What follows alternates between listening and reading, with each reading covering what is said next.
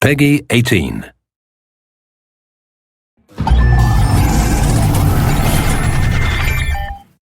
Hello everyone, I'm Colin Graham. I'm the animation director on Watch Dogs, and today I'm excited to present to you a vertical slice of the Watch Dogs free roaming experience. So actually, this is not a mission. Everything we're going to showcase today is completely systemic, and we're free to do as we please. We start off in the wards, the low-income district of our interpretation of Chicago. When creating the world of Watch Dogs, we wanted to stay true to the city and give a unique flavor to each and every neighborhood, not only in terms of the architecture, but also in terms of the people that you'll encounter and what is happening in their day-to-day lives. In the wards, you'll see working-class citizens, rusty cars, gang members, abandoned houses, and low-grade pawn shops. It's really not the kind of place that you're going to want to be alone after dark. Nowadays, modern cities are increasingly managed by software, controlling traffic lights, electricity grids, and surveillance systems. In our version of Chicago, this management software is called CTOS, or the Central Operating System. The CTOS controls everything in the city, and it was created by the Bloom Corporation. Since the CTOS has been installed in Chicago, people get to work faster, the crime rate has dropped, and the communication networks are now more accessible and stable than they ever were before. It goes without saying that if everything is connected, somebody able to take over the system would be extremely powerful. At this point in the game, we don't have control over this district's CTOS system. The icons that you see over people's head mean that we cannot hack into their mobile devices at the moment. We need to find the CTOS control center, install a backdoor virus into the system to take control over all of the infrastructure in this district. There it is, the CTOS control center.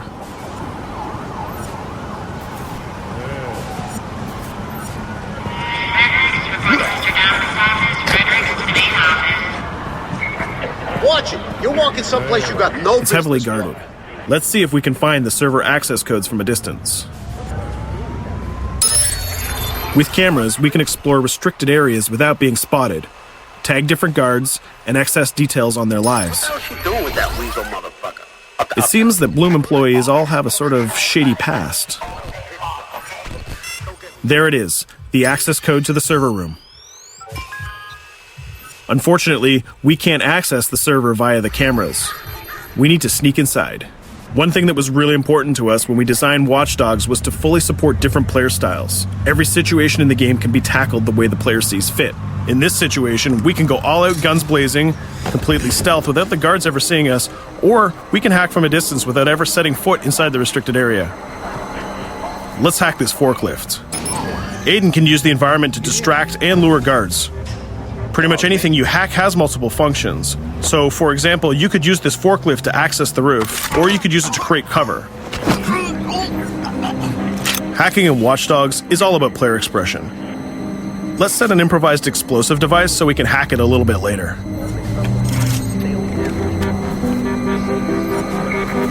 You'll also notice Aiden's low-profile stance.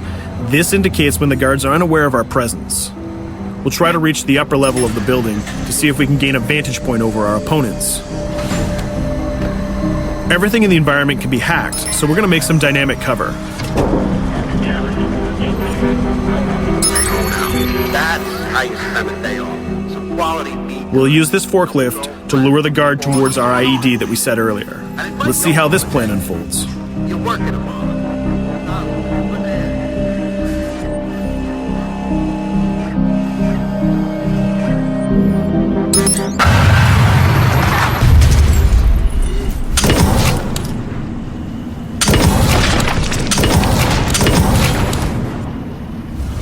What you just saw is called focus.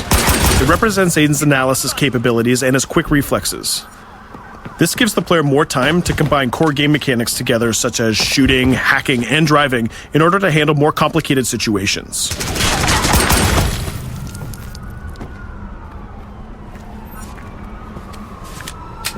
Now we can access that control room.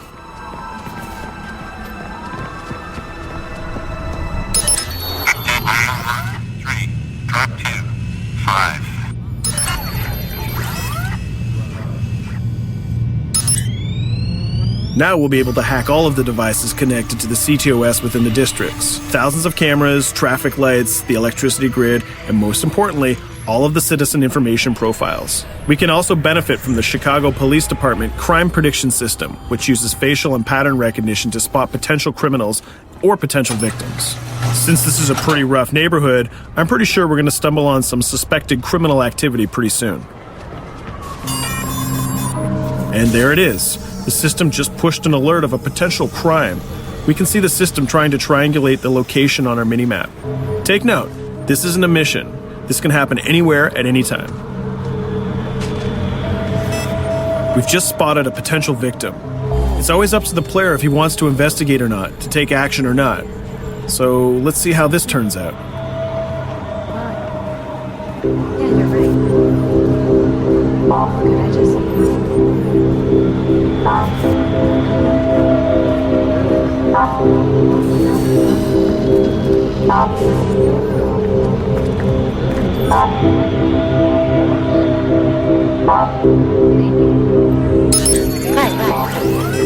You think you're leaving me, huh?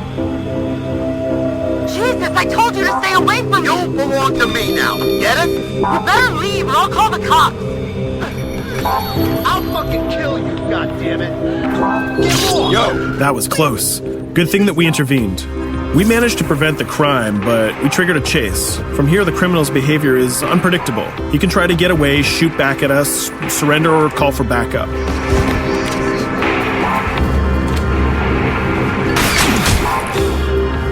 It seems like he decided to get away by car.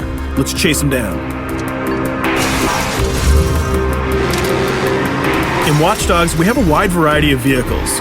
Each one of them has their own unique properties and handling. Let's see how we can use the CTOS to our advantage to neutralize this criminal and leave the cops to deal with him later.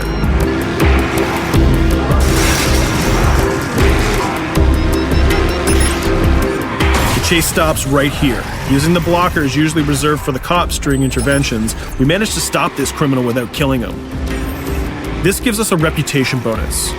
This system is at the core of the Watch Dogs experience. Depending on how we handle different situations in the game, the media and the citizens will have a different perception of our hero, whether he is a true vigilante or a reckless criminal. This will have repercussions throughout the game. Now, let's head for the Loop, the historical district of Chicago, where you're going to find the most iconic buildings in the city.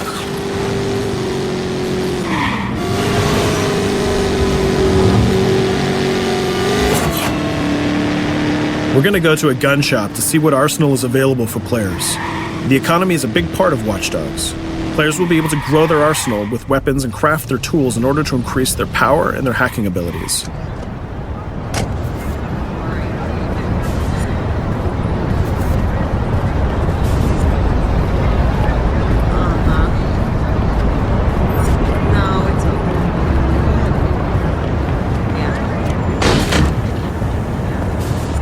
You will find all of the weapons that you would expect in a traditional shooter. Pistols, assault rifles, guns, sniper rifles, and grenade launchers, just to name a few. A lot of bullets were fired in our last encounter with the CTOS guards. Let's stock up on some more ammo. Finding everything.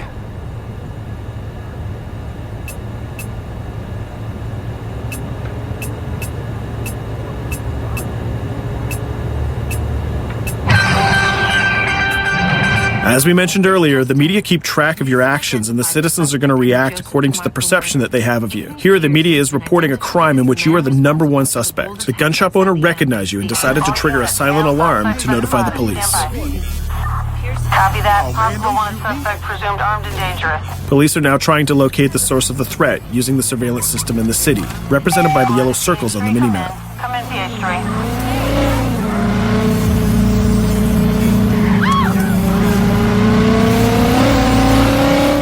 Aiden is able to stall their efforts by hacking into their communication systems while avoiding the scanning areas.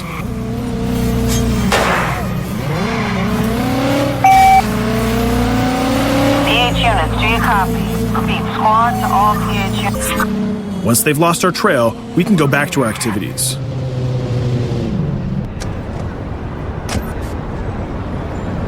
One thing that Bloom did to win over the population of Chicago with the CTOS project was to install free Wi-Fi hotspots throughout the city.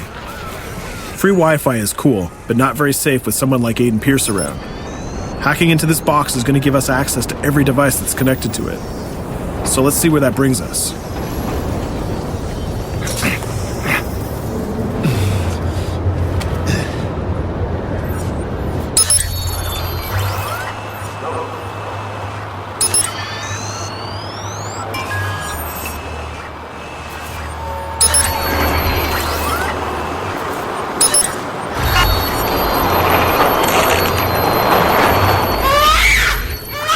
We just hacked into the webcam of a laptop. It seems that we're in the apartment of a mother and we can hear her baby crying in the background. Her bank information is in her mobile phone sitting right there on the table in front of us. It's totally up to the player whether we decide to steal it or not. Of course, this won't affect our reputation because nobody can witness this action. Just like in real life, nothing is totally black or white, but rather many shades of gray.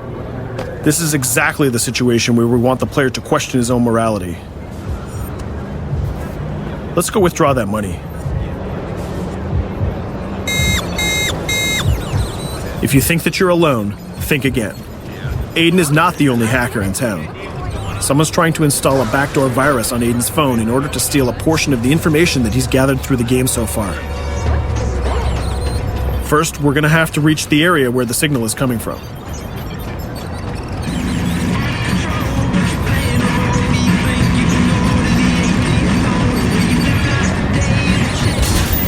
Using our profiler, we're going to try to identify the hacker before the installation finishes.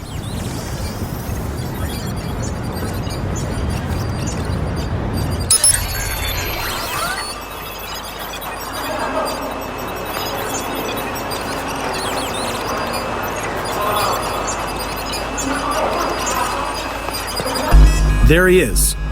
In Watch Dogs, things aren't always what they seem to be. This is actually another player that seamlessly came into our single-player experience. Let's not let him get away with this. We're going to teach this guy a lesson.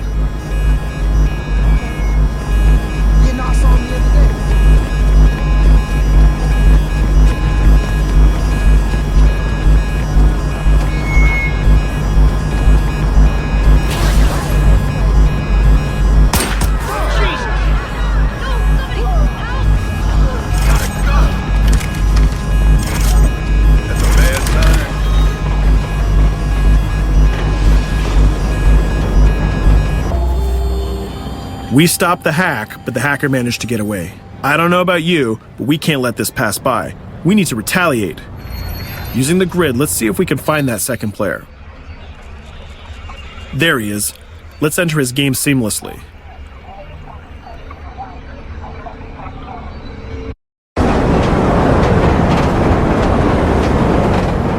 The second player is not yet aware of our presence. If we act carefully, he might think that we're one of the many NPCs in the city.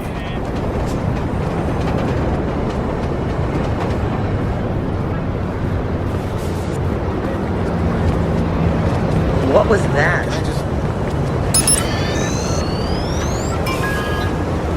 So let's find a place to hide and start hacking. What's going on?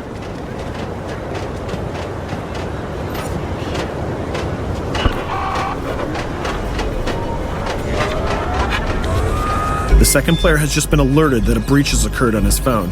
He's trying to find us using his profiler.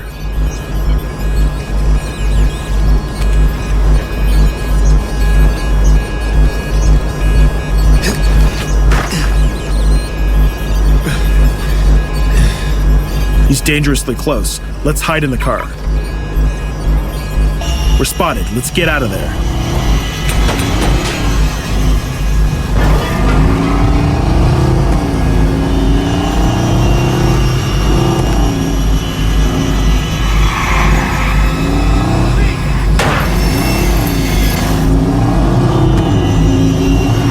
Let's set up an ambush right here.